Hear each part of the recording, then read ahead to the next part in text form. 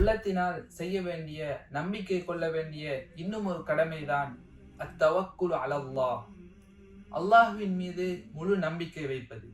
நமக்கு ஒரு நலவு ஏற்பட்டாலோ அல்லது ஒரு கெடுதி ஏற்பட்டாலோ இது அனைத்தும் அல்லாஹ்வுடைய ஏற்பாட்டின் பிரகாரம் தான் நடக்கிறது என்று முழுமையாக நம்ப வேண்டும். உதாரணமாக, நாம் ஒரு ரிஸ்கை தேடுகிறோம், அந்த ரிஸ்கை நாம் அடைந்து கொண்டாலோ, அல்லது ஒரு தொழில் செய்கிறோம், அந்த தொழிலிலே நாம் வெற்றி கண்டாலோ, அல்லது ஒரு பரீட்சை செய்கிறோம், அந்த பரீட்சையிலே நாம் சித்தி அடைந்தாலோ, இவ்வாறான எந்த விடயத்தை எடுத்தாலும் அதிலே நாம் பிரயோசனம் அடைந்தாலோ, வெற்றி கண்டாலோ, இது அனைத்துமே அல்லாஹ்வுடைய ஏற்பாட்டின் பிரகாரம் தான் நடந்தது, இது அனைத்துமே அல்லாஹ்வுடைய நாட்டத்தின் பிரகாரம் தான் நடக்கிறது என்று முழு நம்பிக்கை வைப்பது.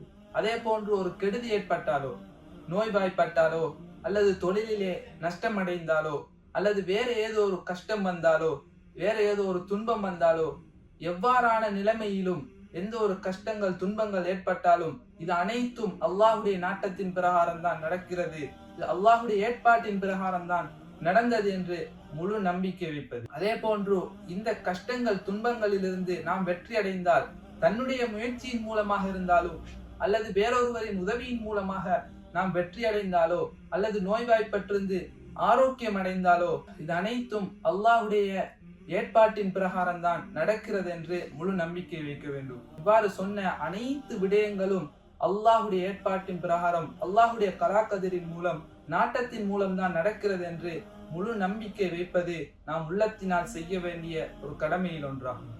அல்லாஹு தஆலா குர்ஆனிலே முஃமின்களை பற்றி கூறும்போது قال الله تعالى وعلى الله فليتوكل المؤمنون, முஃமின்கள் எப்படிப்பட்டவர்கள் என்று சொன்னால், அவர்களுடைய அனைத்து விடயத்தையும், நலவாக இருந்தாலும் சரி கெடுதியாக இருந்தாலும் சரி, இது அனைத்துமே அல்லாஹ்வுடைய ஏற்பாட்டின் பிரகாரம் தான் நடக்கிறது என்று முழு நம்பிக்கை வைக்கக்கூடியவர்களாக இருப்பார்கள் என்று அல்லாஹு தஆலா குர்ஆனிலே கூறுகிறான்.